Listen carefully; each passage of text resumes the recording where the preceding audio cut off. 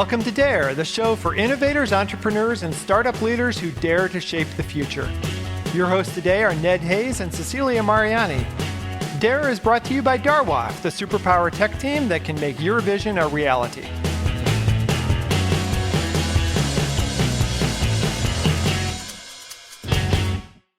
The Dare podcast is excited to welcome Joe Latrell to the show today. He's an inventor and developer who's coordinated payloads for launches on SpaceX, Blue Origin, and Rocket Lab Electron. He now has a company, a startup called Quub, where he's doing some really exciting things with using custom satellites to provide data to new markets. So he founded Quub to manufacture cost-effective satellites, and we're going to learn more about that today. So welcome, Joe. Hi, Ned. Thank you for having me. It's a pleasure. So tell me the origin story of Quub. Well, this is going to sound wacky, but I have a background in a lot of things. So I call myself, the jack of all trades, master of nothing. I have a background in construction, software development, edutainment development. Yes, I wrote video games for a while, built backends for schools. Just the whole, if it's technical, I've touched it. Mm-hmm. Well, several years ago, I jumped into water quality engineering. I like to say that's the fancy term for someone who runs around in sewers. But what I was doing was I traveled across 8 states, calibrating equipment, making certain that it was within EPA and Department of Environmental Protection standards. And I noticed our infrastructure is having problems, a lot of problems. Like there's got to be a better way of monitoring this. Now, being a space case since the Apollo Soyuz test mission. Wait, did you say space case? That's great. Space I love case. it. Yeah, I am a serious space case. I wanted to be an astronaut. That route didn't open itself up to me.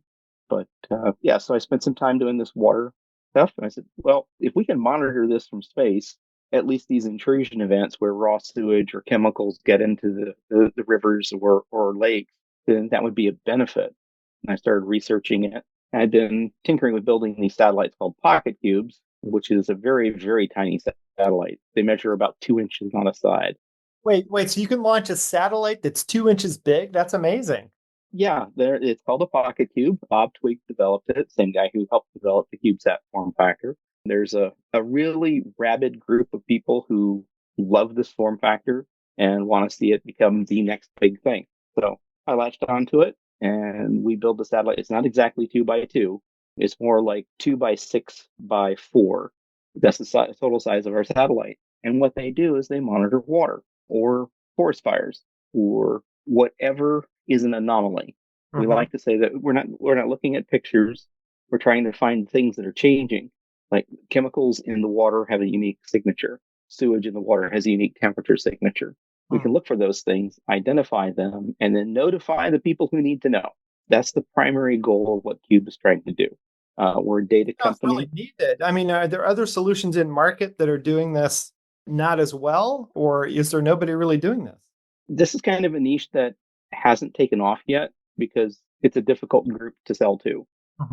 Municipalities at the local level are just hard to work with because it's a lot of work for little pay, but it has a big payoff over time. So that's the type of stuff that we were setting out to do. But then we found out that the artificial intelligence routines, I hate using the term AI, but that's what everybody's calling it today. Yeah. We like to call it machine learning. Yeah. We have right?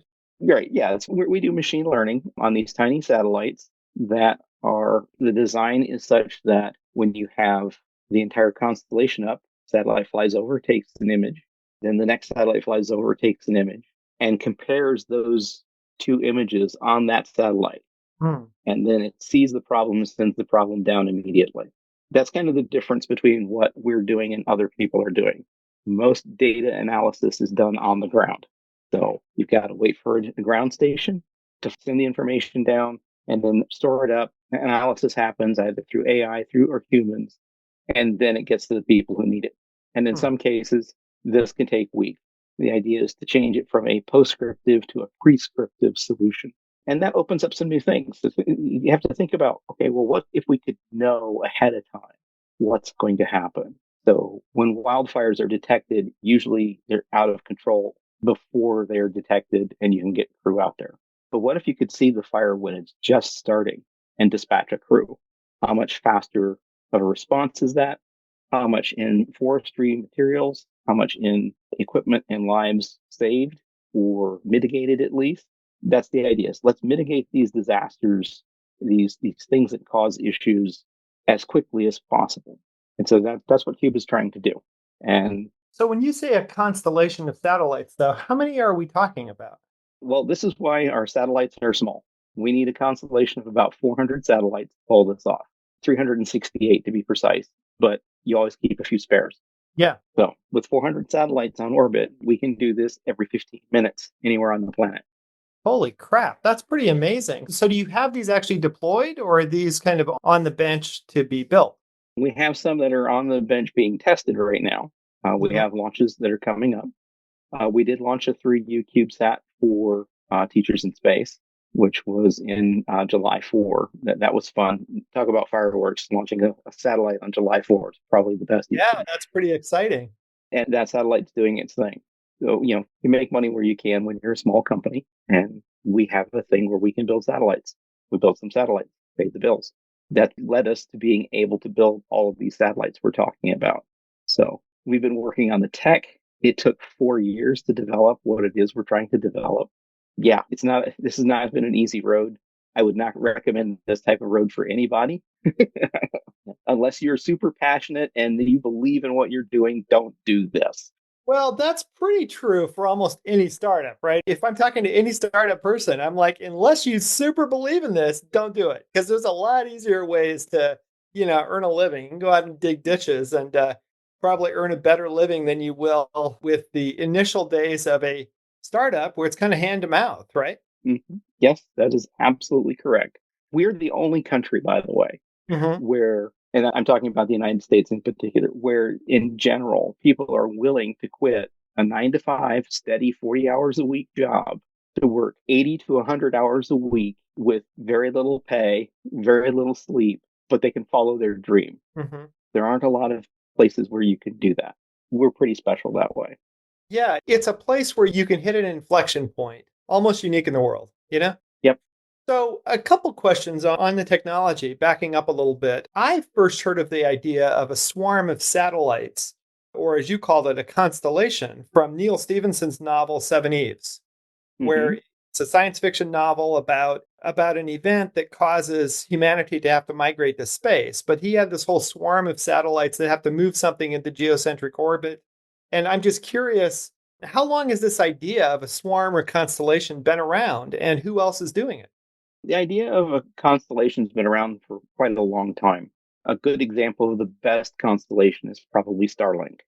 Right. Starlink, those who don't know, Starlink is SpaceX's set of satellites that arrive up in orbit in a train and then spread out, I understand, to provide greater coverage.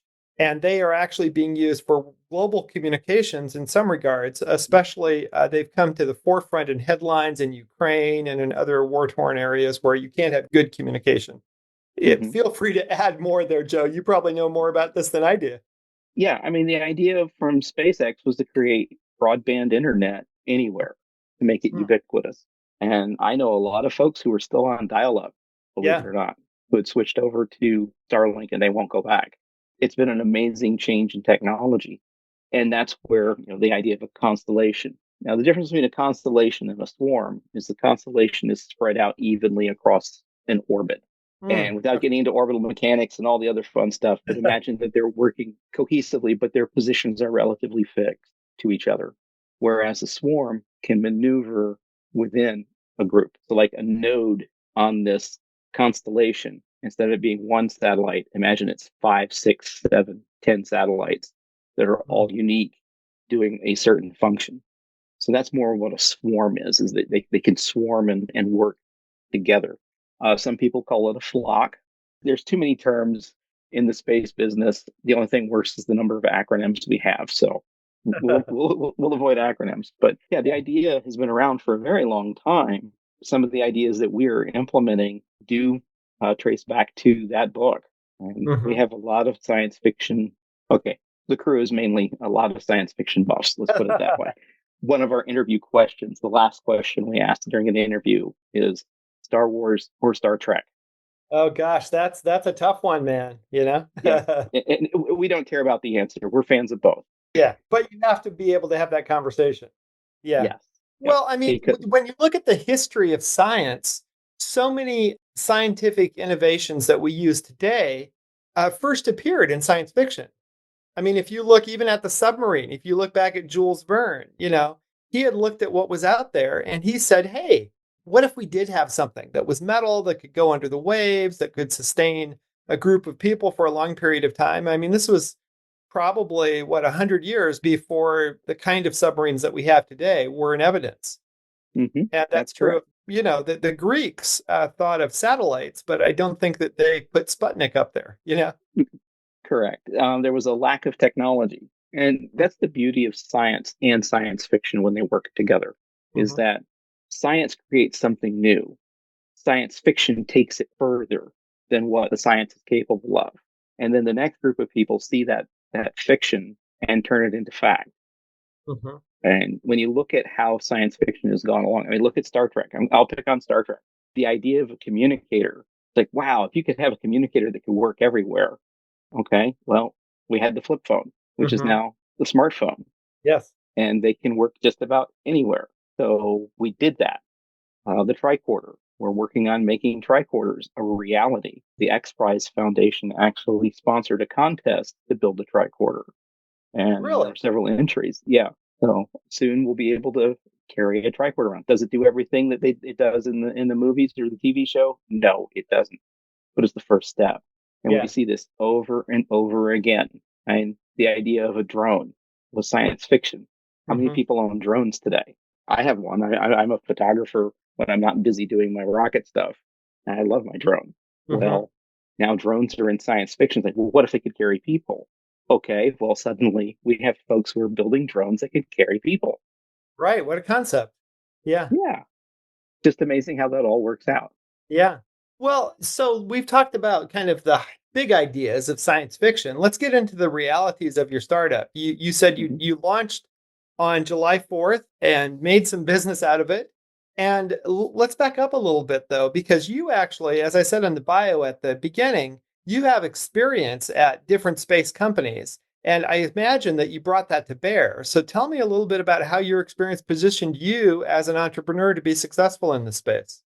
Yeah, when we talk about working with SpaceX, I mean, that's a challenge. I did not work at SpaceX. I want to be very clear there. I worked with SpaceX. When we're putting together ride shares, you need to be able to talk the language. Hmm. So go learn the language. That's the Hmm. first step of being an entrepreneur. It's like, okay, let's go learn all we can learn. Then, create a minimum viable product and then find out if customers will buy that MVP and then see if it'll work. It's a little different in satellite business because you got to have satellites up there in order to prove this out, at least for customers. But the idea behind, it's going and getting that information. And building satellites is still building. You're Hmm. still assembling something. That takes a lot of cues from construction. And my family's business was construction from my great grandfather all the way down. I'm the first generation to not go into construction, by the way, Really? as my full time job. I did it when I was younger, realized I was going to get hurt, and like, I'm out. Hmm. But I know how to build. And then when you're working with software, it's the same thing. Software is still building. It's just you're building with code now. All Hmm. right. Well, combine the real world with the digital world, and you start to put things together, and you get these wonderful ideas that pop up. And so that's where my expertise is if I see these weird things and put them together. Water is not the first thing that pops into people's heads when you think about satellites. Right. You Fascinating. just, So, yeah, yeah, so because of your background in different kinds of municipal work and your understanding of, as you said, the language of satellites and how to get payloads put together, you were able to combine those two areas of expertise. Is that accurate? that's accurate. Yeah. It's like, again, like I said, master of absolutely nothing, but jack of all trades. So it's like, well, what do you need to do? Yeah. And I'm one of those who believes if you really want to know something, go and do it. Yeah. Okay. Go read about it and do it. I've been 3D printing for well over a decade now. Hmm. I built my first 3D printer. It was a complete piece of garbage. But today I can look at a print and tell you almost what printer it came off of and Yeah. how it was done. And it was by knowing 3D printing that would go, well, why can't we 3D print huge sections of our satellite? Yeah. That would speed the whole process up. As the Guru says in Despicable Me, light bulb, right? It's one of those light bulb moments. Well, let's just take this tech that we know a little bit about or a lot about, go learn more about it, and then mesh it into what you have. Fascinating. So tell me about the team that you've assembled. You've assembled a pretty impressive team, right? Yep, a lot of them are okay. None of them are in the space game. I didn't want people who knew space. I wanted people who knew specific functions. Like Nick. Nick is a process engineer. That's his core. What he was studying in school was to become somebody who designs assembly lines for manufacture. We're going to need that. Isaac, he's our embedded systems developer. I need somebody who understands embedded systems. I don't need him to know satellites. I need him to know embedded systems to get our software to work correctly. Right. I need an AI specialist. I need a software data specialist. So those are the people we put together and said, hey, do you guys want to work in space? Mm-hmm. And usually the first thing is, I can't work in space. I know nothing about it. And that's the number one mistake. Yeah. Is that you can work in this. It's, does your skill set fit what it is you're trying to accomplish? Right. And if the answer is yes, go for it. The specifics of space flight can be taught. But if you're an engineer who knows X, that I need to make Y work, we can teach you the rest. Right. Well, yeah, but let me push on that a little bit, because I think my suspicion is back in the 1960s, the types of technologies that you needed to go to space were very rarefied. Like only NASA had those, right? Mm-hmm. So tell us more about what changed today that you can take some people who don't have deep exposure to the space domain and be able to do some really cool technology in space with them. Like, what's changed over that period? And I know we could go for hours on this, but if you could just chart how some of these technologies moved out of the hands of NASA into more kind of the public domain so people can use them and can deliver something. Tell us about that change. Well, the biggest change is the internet. And I'm old school. I remember having to go and research this stuff in the library. NASA's always published what they do. Engineers who work on this stuff are eager to be published. They want to show off what they've done. And I like showing off what we've done. But also remember that NASA didn't know what it was doing in the early days. They invented it as they went along. They looked for engineers. When the Apollo program started, the average age of an engineer at NASA was 26. Seriously, really? Yes. So these are folks who they're pretty much right out of school. Mm-hmm. They don't know what they don't know. And it turned out that was perfect because this was something new. We don't know how to land something on the moon. Mm-hmm. We can barely get satellites up. What do you mean put something on the moon? What does that look like? How does that work? What do we need to know? And then it just becomes an engineering problem. Yeah. And then you release that information to the world, as NASA has done, and other people can read it. So we have the advantage of the internet. We can look up anything. You can learn anything. I'm going to grab my phone here. All right. This is an enlightenment device. There is no reason why I can't learn anything there is on planet Earth. Want to learn a new language? You can. Want to learn engineering? You can. Want to learn about water? You can. It's all available.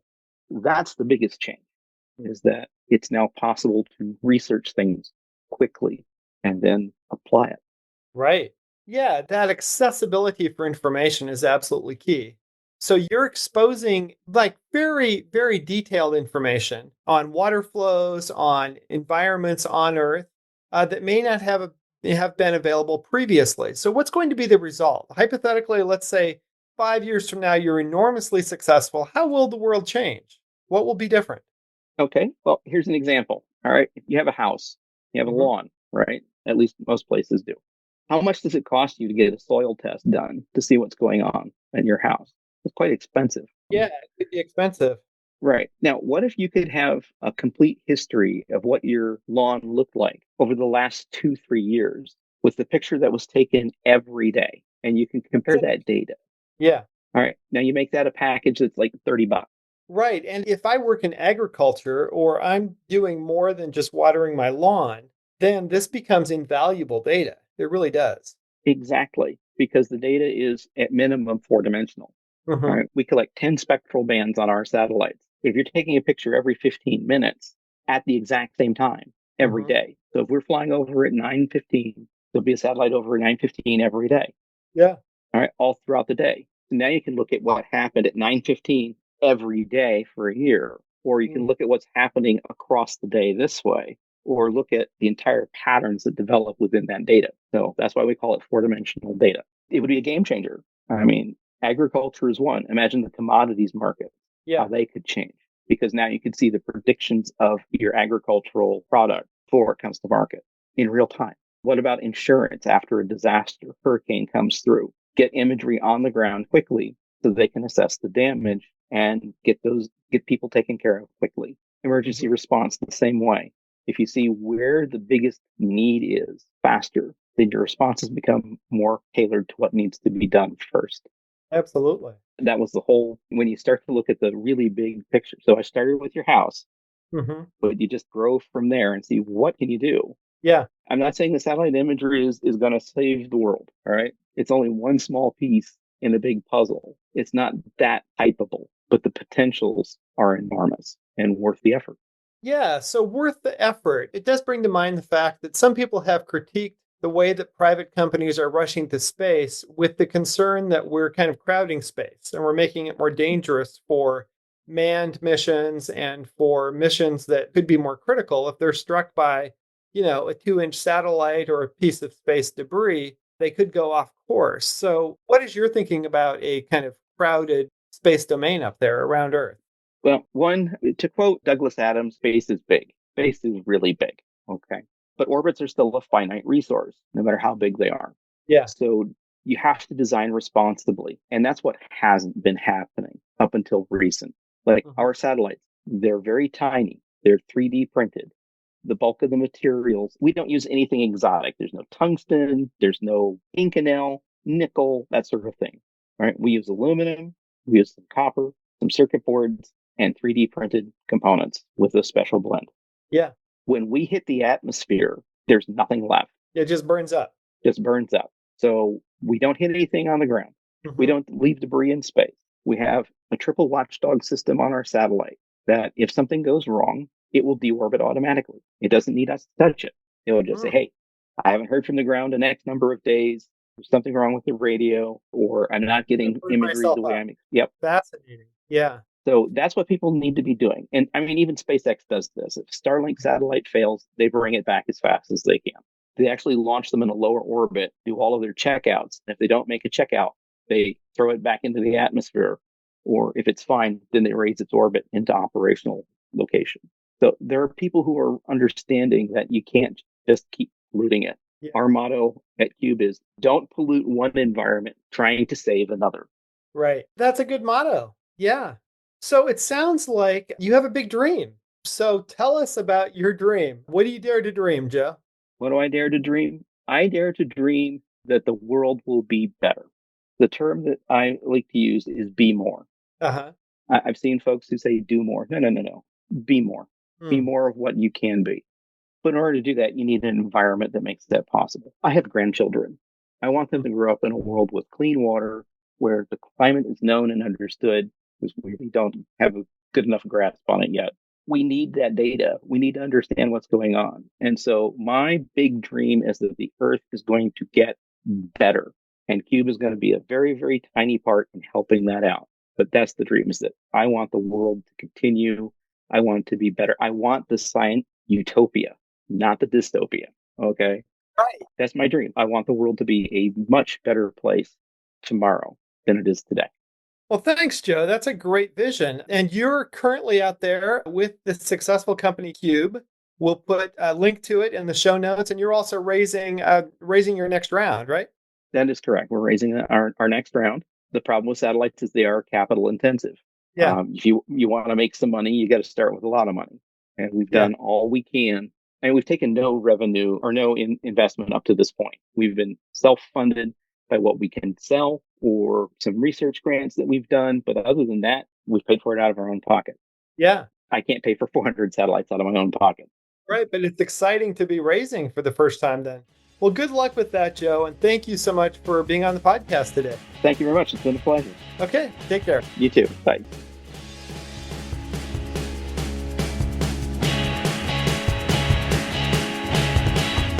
Thanks to our guests today for their great insights on DARE, the podcast for innovators, entrepreneurs, and startup leaders. If you'd like your story to be featured on DARE, just contact us at info@darwaft.com. DARE is brought to you by Darwaft, the tech team that can make your vision a reality.